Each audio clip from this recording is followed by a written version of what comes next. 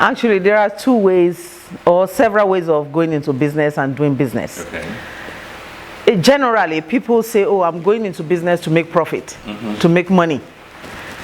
But when you are working with the value chain concept, what you think about is beyond making money. You want to affect lives. You want to add value to lives.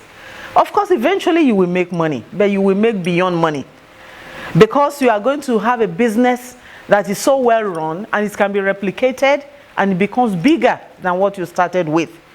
What we have around here mostly is people say, oh, I'm going into this business. Why are you going into it? Oh, I want to make profit.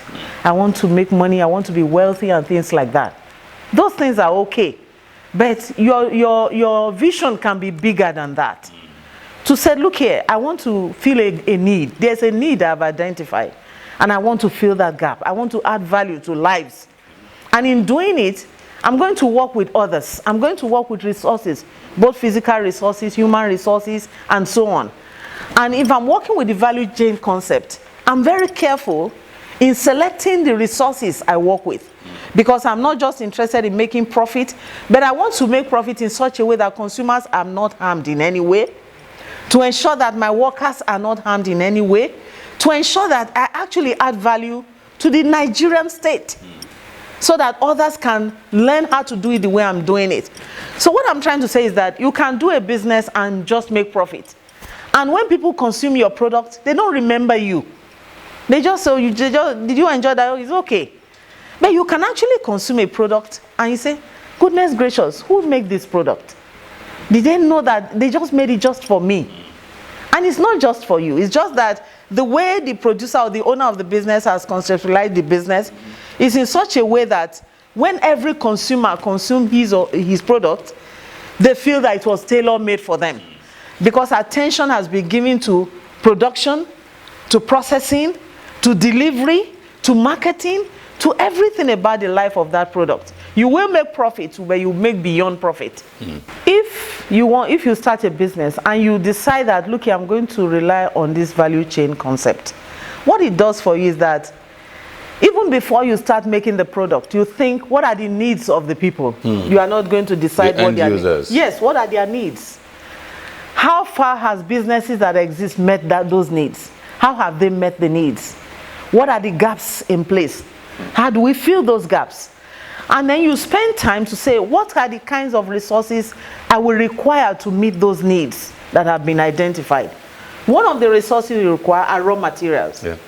When you are choosing your raw materials, assuming that they've been consuming this product for a while, but they are not just happy, but they are using it because they don't have an option. But here you come with this value chain concept.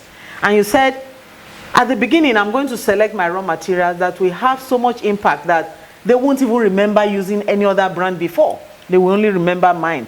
That means that your selection of raw materials is going to be of a certain standard. A standard that you have set from the beginning. Knowing that that first stage of selection of raw materials is going to impact on the process, which is the intermediary stage. Whatever you feed into the process is what will come out as an output at the end. So if you select the raw materials in terms of maybe cassava, you select the good ones, or yams, or rice, when you process it, the end product will be good. But if you select the rotten ones thinking that, oh, when I process, nobody will know, then when you finish it, people will tell you that we tasted it, something didn't taste right. So in the chain, your raw material selection is important. Your staff is important. Those you work with is important. Because it must be people that share this value with you of the chain concept, of the need to deliver to consumers what will benefit them and maximize their utility. So you have to select people not based on, is my brother, he needs a job. You must select competent people, professional people like yourself. Unless, of course, you yourself, you are not so serious. But if you are serious about it, you select the right materials in terms of things, human materials, and any other inputs you need to put in. And then when you move these materials to the process stage, process is when you actually go into production and you are using some technology. You will use the kind of technology that will lead to an output that you desire. There are different kinds of technologies.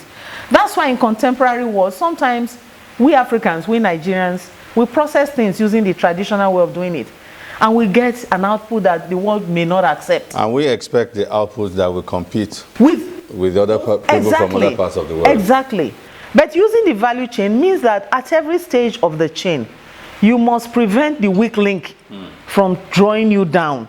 If technology is your weak link, you are in trouble. Because if, for example, you are into textile, and you go to Lagos State, you are in textile, like Kaduna State, they are into they want to make textiles and so on. They don't create cotton, they don't make cotton, they don't produce cotton. But Gombe produces cotton. Kaduna can go to Gombe and say, look here, we hear that you produce high quality cotton. Can you work with us? Or give them a specification. Yes, specification. And then we guarantee that you will have demand for your products, because we will collect that product as intermediate products that we will use to make fabrics. So you can actually now go to the end users. Lagos is one of your end users. What kind of fabrics do you need? They give you specification. Or you talk to some traders. You talk to some traders, exactly. What's the consumer behavior yes. like? And what do they want? What are their expectations? What kind of quality do you want? You make a choice. And based on what they tell you, you go back to Gombe and say, please, I want this grade of cotton. Because the final producers want this type of fabrics. And Gombe will work with you. You work together. Then you will now process that into the kind of fabrics that your end users want. But if you say, well, Gombe makes cotton, I can also make cotton, I'll grow my own cotton. Forgetting that Gombe has an advantage in making cotton because they are in the drier part of the north. If you grow cotton in Kaduna, it will not be like the one that comes from Gombe. So because the process has been tinkered with. Exactly. Due to the soil formation. Exactly. So in terms of value chain, it's a stakeholder kind of concept, whereby you are not doing everything by yourself, but you have a vision, you have a plan. You select people you work with. You select inputs you work with, so that you can arrive at the kind of products that consumers have asked for. And when you have satisfied your consumer, you go back to the consumer, have we done what you expected? And they said, yes, but in this area there was a problem. You quickly come back and correct it.